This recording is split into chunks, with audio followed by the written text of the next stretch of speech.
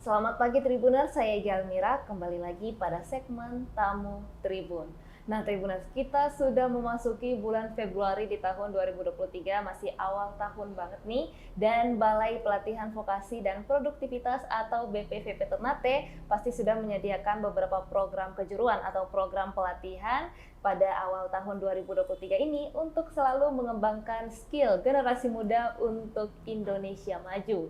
Untuk itu, tamu tribun kita pada hari ini ada Pak Abdul Aziz selaku Kepala BPVP Ternate. Apa kabar Pak? Baik, alhamdulillah sehat. Alhamdulillah. Nah Pak Abdul Aziz, lebih lanjut mengenai program pelatihan atau program kejuruan yang disediakan oleh BPVP Ternate. Nah untuk saat ini sudah memasuki semester 1 ya Pak?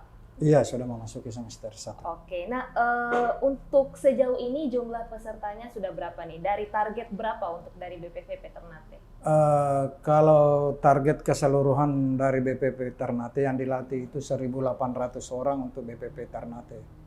Tapi keseluruhan target kami 2023 itu 3.026 orang. Dan untuk tahap 1 ini kita telah merekrut peserta pelatihan itu sebanyak 380 orang. Dari total pendaftar itu 512 orang. Terdiri dari 17 kejuruan yang ada yang akan dibuka pada tahap 1 ini. Yaitu 15 kejuruan non-boarding dan 2 kejuruan boarding. Oke. Boleh dijelaskan oleh Pak Abdul Aziz bedanya non-boarding sama boarding tadi? Kalau non-boarding itu peserta pelatihan bolak-balik ke rumahnya, artinya dia cuma ikut pelatihan di BPP Ternate dari jam 8 sampai jam 4 sore. Dia pulang ke rumahnya. Kalau boarding itu diinapkan di Balai Pelatihan Vokasi Produktivitas Ternate selama masa pelatihan. Dan peserta non-boarding ini direkrut dari berbagai kabupaten yang ada di Provinsi Maluku Utara. Itu untuk boarding sama non-boarding. Non-boarding tadi katanya 2 kejuruan ya Pak untuk yang pelatihannya. Kalau non-boarding, boarding itu 2 kejuruan.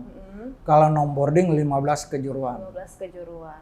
Oke, untuk sejauh ini dari 17 program pelatihan ya Pak, itu yang paling banyak peminatnya itu yang mana tuh Pak?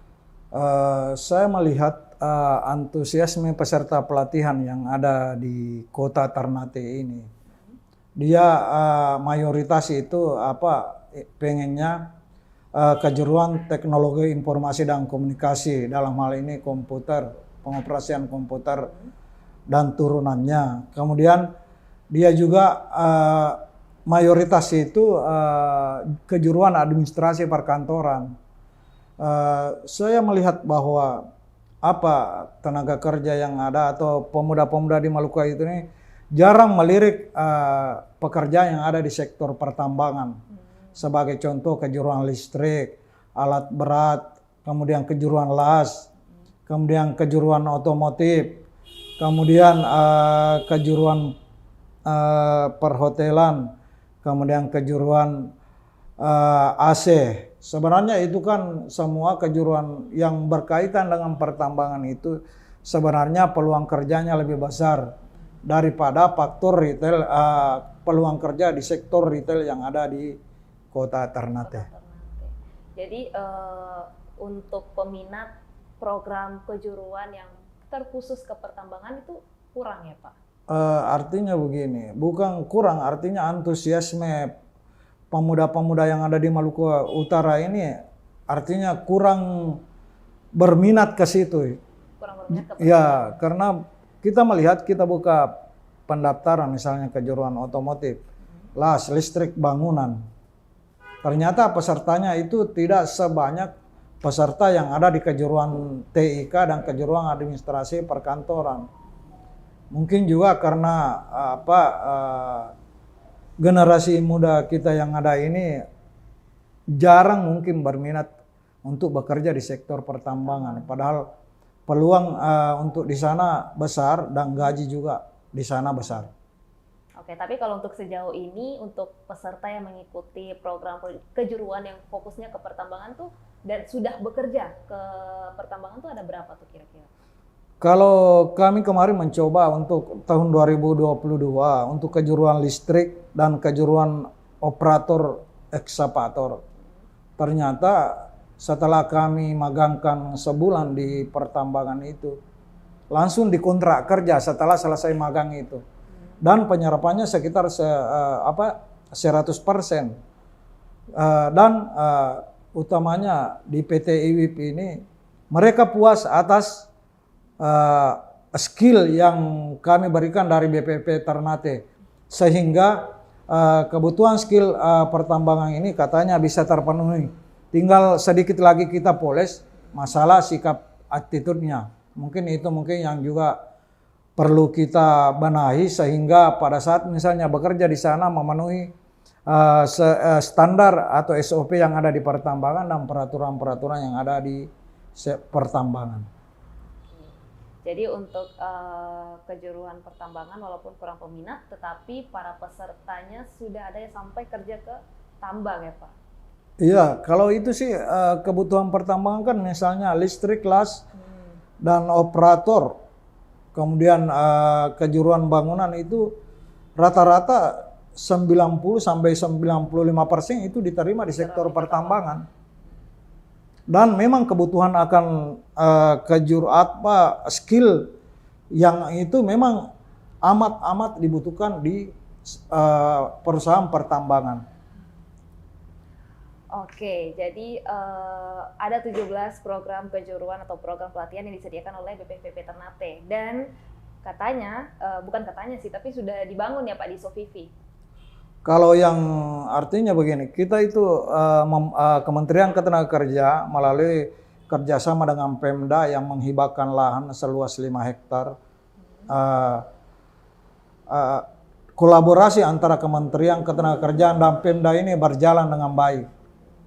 Melalui Pak Gubernur, Pak Kadisnaker Provinsi Maluku Utara, sehingga Sofipi ini bisa terbangun. Nanti fokus untuk BPP Ternate yang ada di Sofipi ini adalah menyediakan tenaga kerja khususnya untuk kebutuhan sektor pertambangan yang ada di Provinsi Maluku Utara, bahkan sektor pertambangan yang ada di Indonesia Timur. Kenapa? Kita coba menggadang-gadang bagaimana BPP Sofipi ini jadi pusat penyedia SDM untuk sektor pertambangan yang ada di wilayah Indonesia Timur. Itu target dari Kementerian Ketenagakerjaan. Makanya Kementerian Ketenagakerjaan ini melalui UPTP, Balai Pelatihan Vokasi dan Produktivitas Ternate, sangat memberikan respek terhadap kolaborasi antara Pemda Provinsi yang ada di Maluku Utara. Jadi tadi sudah dijelaskan oleh Pak Asis kalau program pelatihan yang untuk BPPP di Sofivi itu lebih fokus ke pertambangan. Berarti program pelatihannya itu berbeda dengan yang di Ternate sini? Bukan berbeda sih, hampir sama. Tapi kejuruan-kejuruan yang ada di... Kita mencoba BPP Ternate ini sebagai pusat, tapi Sofivi ini sebagai penyangga. Kenapa? Karena industri pertambangan kebanyakan beroperasi di Pulau Halmahera. Jadi dengan hadirnya BPP Sofivi ini mampu menghandle atau memberikan kontribusi terhadap kebutuhan tenaga kerja di sektor pertambangan. Di samping BPP Ternate ini sebagai pusat tetap melaksanakan kegiatan-kegiatan sesuai dengan kebutuhan tenaga kerja yang ada di Provinsi Maluku Utara. Untuk saat ini sudah mulai berjalan ke program pelatihannya di Sofivi? Untuk program pelatihan di Sofivi tahun 2022 kemarin kita mencoba menjalankan itu pelatihan operator ekskavator. Ternyata dari 30 orang yang mengikuti pelatihan semua terserap di industri pertambangan. Di samping itu kami juga BPP Ternate telah memiliki link terhadap pusat untuk Direktorat Jenderal di Direktur Pengawasan Tenaga Kerja Wasnaker dalam hal bagaimana kita menjadi teman yang namanya K3 yang nantinya BPP Ternate itu dengan kerjasama dengan Disnaker Provinsi Maluku Utara kita bisa menerbitkan yang namanya SIO, sertifikat izin operasional untuk operator dan mekanik alat berat. Oke, nah sudah mulai berjalan di BPP SOPIPI, tapi gedungnya katanya baru mau diresmikan tuh Pak. Dengar-dengar ada Menteri Ketenagakerjaan juga ikut turun untuk meresmikan kantor BPVP di SOPIPI. Mengenai peresmiannya sebenarnya BPP SOPIPI itu sudah siap sekali untuk diresmikan. Tinggal menunggu waktu yang tepat, kesediaan apakah Ibu Menteri Ketenagakerjaan atau yang lainnya untuk meresmikan gedung tersebut. Tapi kami BPP Ternate sebenarnya untuk SOPIPI ini kita sudah operasional meskipun sebenarnya belum diresmikan. Tapi dalam hal ini memang kita sebenarnya sudah bekerja sama dengan perusahaan PT IWIP, PT Harita, PT Wanatiara, dan PT NHM dalam hal penyediaan tenaga kerja yang ada di Provinsi Maluku Utara. Oke, nah ini yang paling penting sih Pak, untuk para tribuners yang mungkin berminat untuk mengikuti program pelatihan di BPVP Ternate maupun di BPVP SOPIPI, itu kriterianya atau mungkin cara daftarnya gimana tuh Pak? Sebenarnya kalau link pendaftaran itu melalui www.pelatihan.sisnaker.go.id. Tetapi kalau memang ada yang masih kurang paham bisa langsung datang ke BPP Ternate di kios siap kerja untuk dipandu dalam hal melakukan pendaftaran untuk jadi peserta pelatihan. Oke, mungkin itu saja obrolan kita dengan Pak Asis mengenai program pelatihan di BPVP Ternate maupun di SOPIPI yang memiliki fokus untuk pertambangan. Nah, mungkin sebelum saya menutup episode pada hari ini, mungkin Pak Asis punya semacam closing statement untuk tribuners yang sedang nonton sekarang. Kami BPP Ternate sebenarnya pengen berkolaborasi dengan semua stakeholder yang ada dalam hal mengawal bagaimana putra-putri Maluku Utara ini mampu bekerja di sektor yang tersedia, utamanya sektor pertambangan yang ada di Provinsi Maluku. Kenapa? Karena kebutuhan akan tenaga kerja tersebut sangat besar.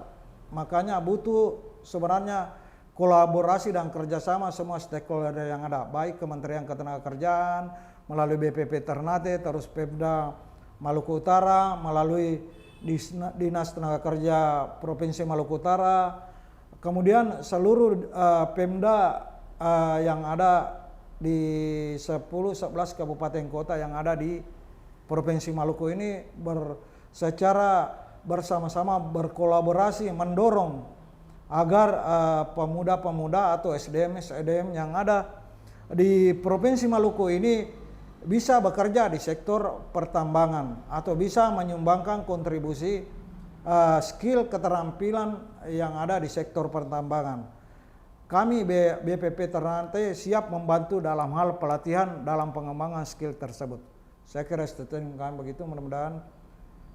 Kemudian terima kasih kepada Tribun atas kerjasamanya kepada BPP Ternate. Oke, terima kasih Pak Abdul Aziz atas statementnya dan terima kasih juga sudah hadir menjadi tamu tribun kita pada hari ini. Dan untuk tribuners sekalian, bagi yang berminat untuk mengembangkan skill, mulai langsung daftar untuk mengikuti program pelatihan di BPVP Ternate, bisa melalui situs yang tadi sudah dijelaskan oleh Pak Abdul Aziz maupun datang langsung ke kios siap kerja di kantor BPVP Ternate yang ada di Kelurahan Bastion, Kecamatan Pontang, Ternate. Dan semoga episode pada hari ini bermanfaat untuk tribuners sekalian. Saya Galmira pamit undur diri, terima kasih dan sampai jumpa. Terima kasih sudah nonton. Jangan lupa like, subscribe, dan share ya.